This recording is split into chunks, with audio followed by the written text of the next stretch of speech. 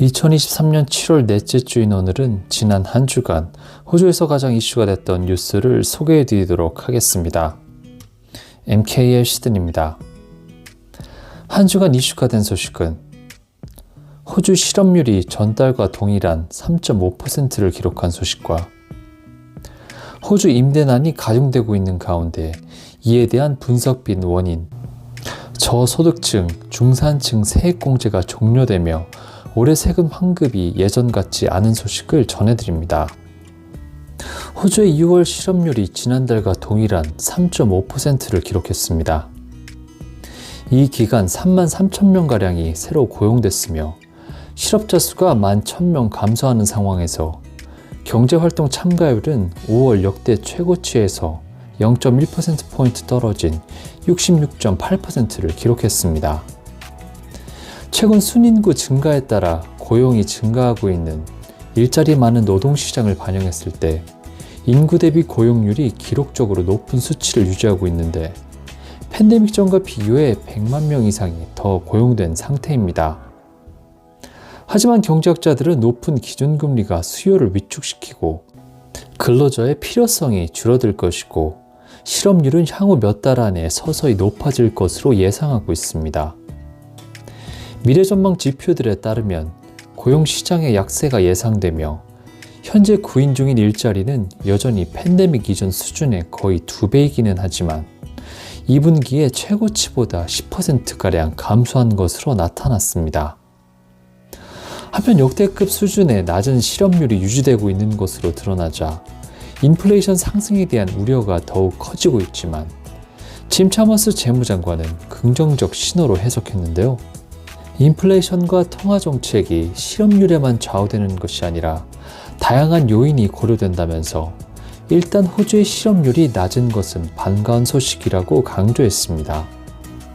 하지만 새롭게 호주 중앙은행 총재로 내정된 미셸 브록 총재는 앞서 인플레이션 통제를 위해 호주의 적정 실업률은 4.5%로 유지돼야 한다고 언급한 바 있습니다.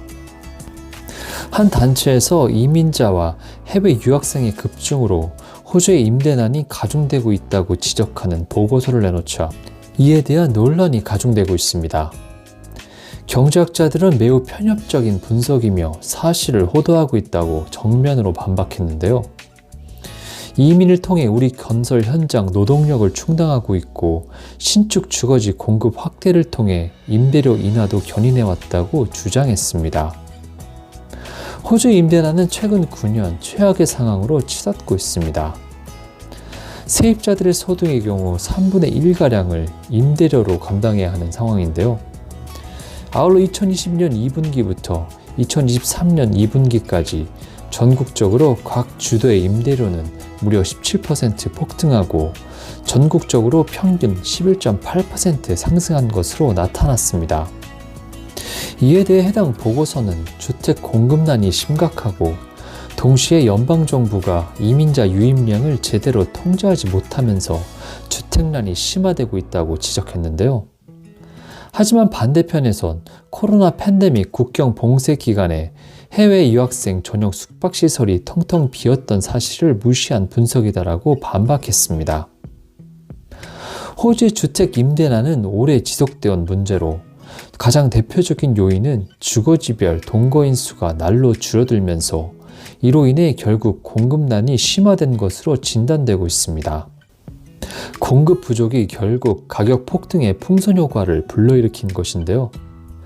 뿐만 아니라 최근 이어진 연쇄 금리 인상으로 모기지 상환의 부담이 가중된 임대주들의 임대료 인상이 이어지고 있습니다. 또한 주택 투자자들의 소유주택이 거주 목적의 구매 희망자들에게 매각되는 사례도 증가세인 것으로 나타나 임대난이 가중되고 있습니다. 즉, 임대 수익이 낮아지면서 전국적으로 임대형 주거지 수는 감소하게 되고 결국 임대난을 촉발시키게 된 것입니다. 이에 신축 거주지를 대폭 늘리는 것이 가장 손쉬운 해결이지만 현재 건설업계는 인력난 및 건축자재 확보에 어려움을 겪고 있는 실정으로 2017년 이후 전국적으로 완공된 신축 주거지 수는 계속 감소세를 보이고 있습니다. 이 때문에 공공서민 임대주택 공급의 확대의 중요성이 대두되고 있는데요. 이런 상황임에도 연방노동당 정부가 지난해 5월 연방 총선을 앞두고 핵심 공약으로 내걸었던 공공주택 공급 확대를 위한 호주 미래주택 기금 법안은 표류 중입니다. 연방정부는 당초 100억 달러의 호주 주택미래 펀드를 설립해 그 수익금으로 향후 5년 동안 3만 가구의 공공서민주택을 공급하는 계획을 추진했으나 재정 지원 규모를 대폭 확대하라는 녹색당의 과도한 요구로 상원 인준 표결이 연기된 상황입니다. 이에 연방정부는 녹색당의 지지를 이끌어내기 위해 호주 미래주택 기금과 별도로 20억 달러의 공공주택 기금을 각 주와 테리토리 정부에 직접 지원하는 보완책을 제시한 바 있지만 녹색당은 이마저 거부하고 종전의 입장대로 더 큰 규모의 재정적 지원을 요구하고 있어 임대난은 계속될 것으로 전망되고 있습니다. 매년 7월부터 10월까지는 공식적인 세금 신고 기간으로 세금 환급으로 약간의 보너스를 꿈꾸거나 휴가를 보내기를 기대했던 사람들도 있을 텐데요. 하지만 올해는 예년과는 조금 다른 분위기입니다.